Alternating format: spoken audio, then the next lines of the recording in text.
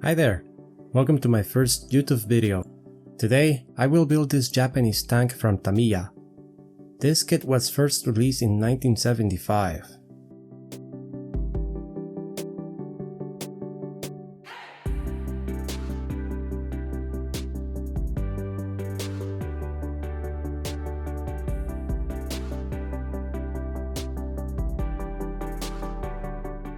It comes with 2 figures and decals to choose from different versions.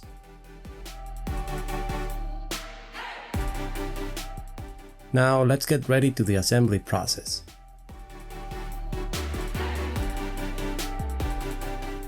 First, we remove the parts from the sprues using side cutters and clean the knobs with a hobby blade. Then I glue these together using Mr. Cement S. Wheels usually have a big mold line. I remove it with a metal file, and I know it's a long process, but it looks good once the model is finished. For other parts with this mold line, I scrape it off with a hobby blade.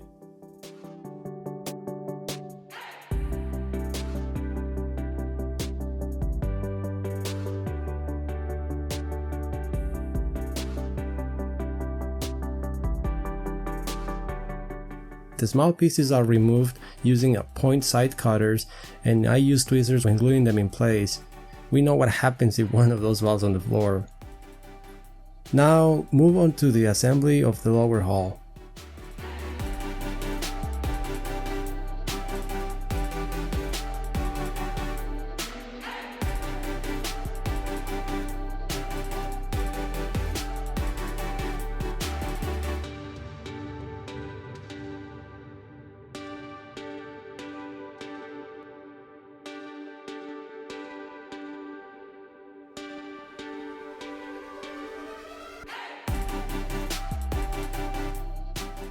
I keep the small parts inside the lower hull, that way I don't lose them.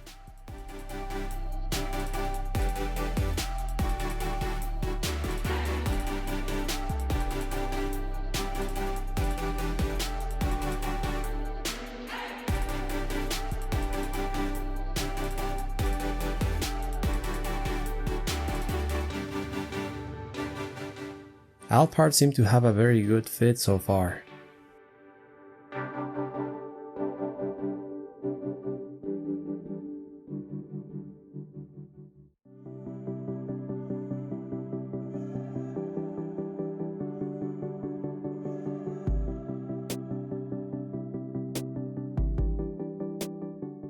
And the lower hull is done.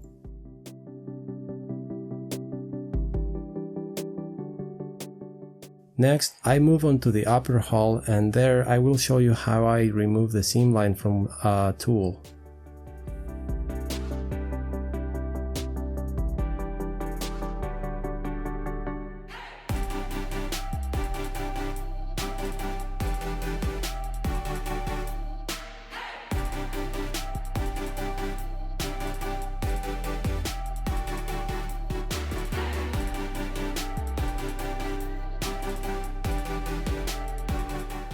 I dry fit the bigger parts to check for any issues, and there is some warping in the upper hull, but I think it'll be okay.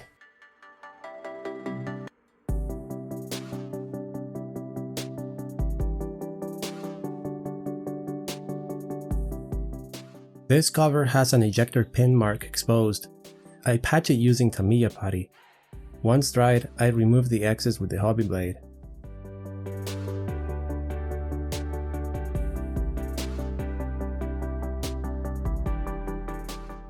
The exhaust tip needs some detail, and for this, first I make the area flat, then apply Mr. Cement S to soften the area and carve a crevice using the tip of a pin.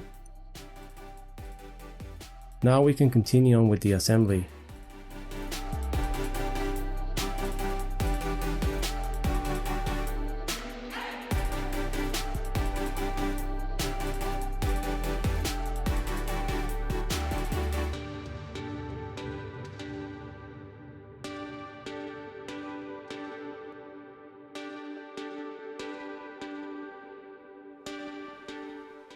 The turret needs some work for the gun mount to fit better.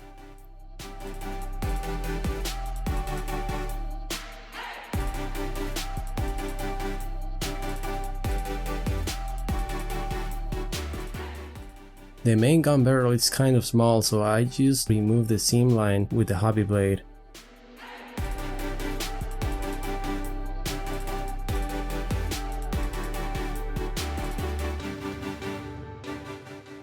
The barrel is attached to the mantlet and then to the turret.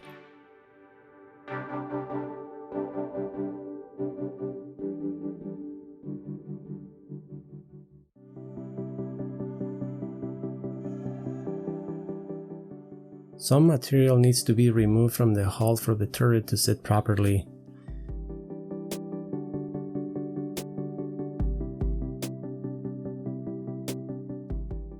It is a little tight, but it'll be alright.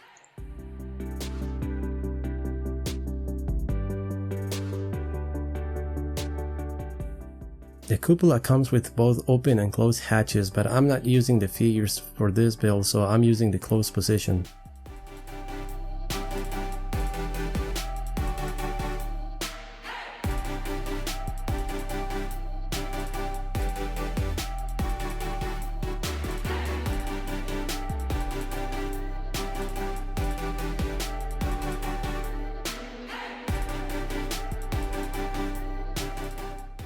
I'll fill the hole with clay to give the model some weight.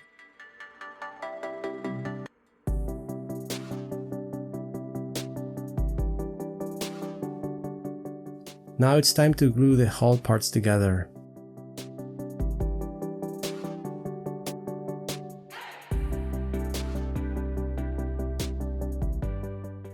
I use a strip of Tamiya tape to keep the parts together in this area. It seems to be fine everywhere else. The barrel tip was not as round to my taste, so I used a drill bit to fix that and applied Mr. Cement S to tidy up.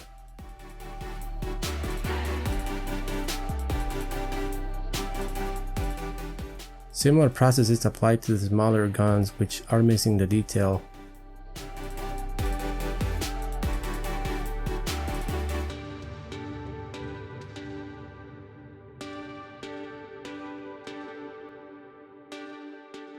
Another thing I noticed was the opening next to the main gun. The turret had it, but it was not the same shape, so I made it similar to the reference picture I found online. Then I give the same clay treatment to the turret.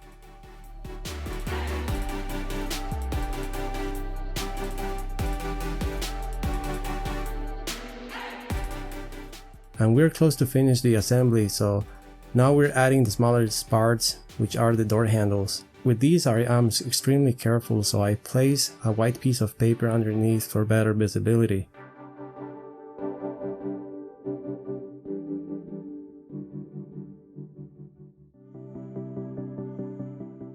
For gluing the small pieces like these, I use Tamiya cement, the orange cap one. I flip the cap on its back on top of the bottle. Then I pick the part with tweezers and touch the brush with the side that needs the glue.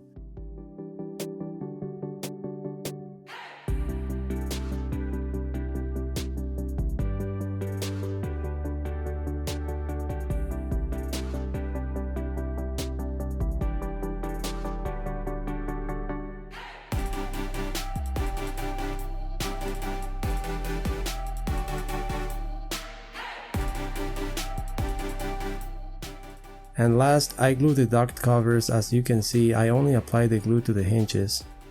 This keeps the gap on other edges where it needs to be. Now the model is ready for the paint process, and after a soapy wash, I let the model dry overnight. I get the primer airbrush out and a bottle of pre-thin black Mr. Surfacer. Remember to do some spray tests before hitting the model. The airbrush I am using is a Apache Type H airbrush with a size 1 nozzle. I sprayed it at around 20 psi depending on the primer thin ratio. The thinner that I use is Mr. Leveling Thinner. The pre-thin bottle has a 1:1 mix ratio, but I added a few more drops of thinner to the cup because it was not spraying properly.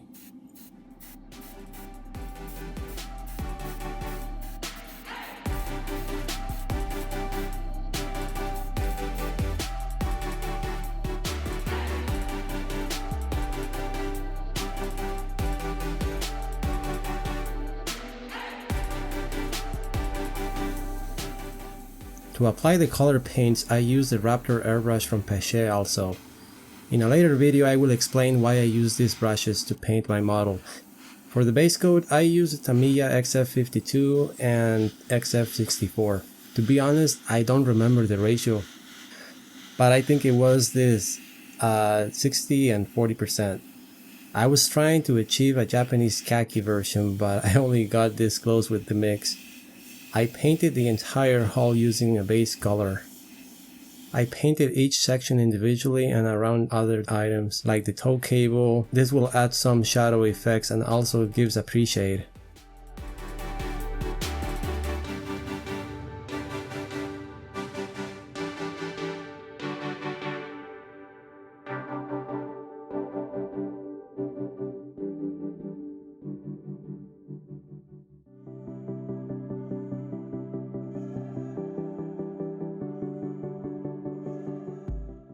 Moving on to the green camouflage, I mixed XF62 and XF55 80-20.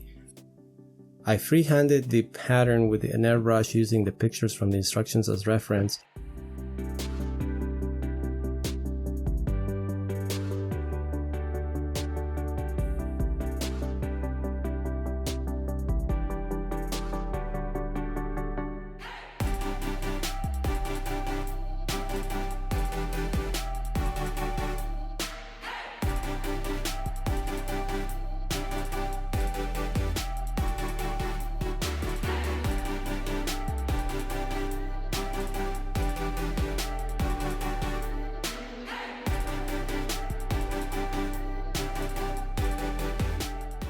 Then I removed the turret to paint the sections that it was covering in case I have to adjust the turret in a different position. Here I am painting the sprocket which will be part of one of the green sections. Now to add the red-brown camo, I draw an outline with a pencil onto the model. This will help me stay within the pattern I'm after, again using the instructions for reference.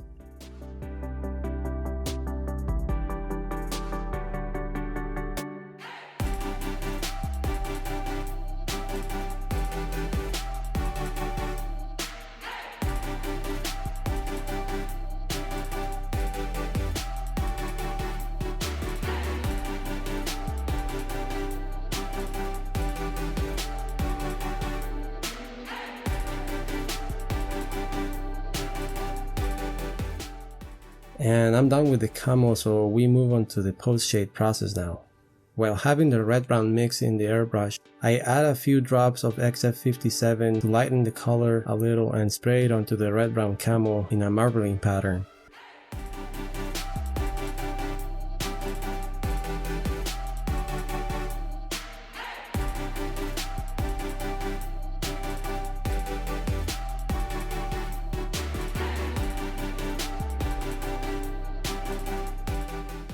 Then I apply the same process to the green camo.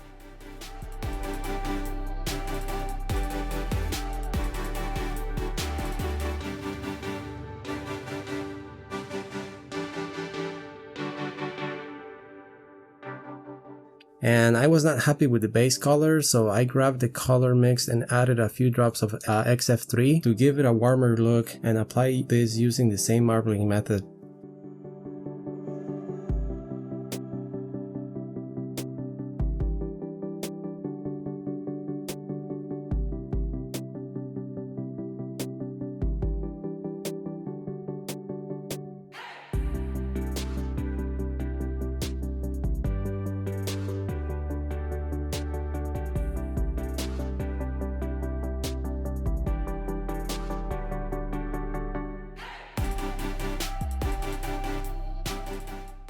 Next, I use XF85 thin with Mr. Leveling Thinner and painted the tires.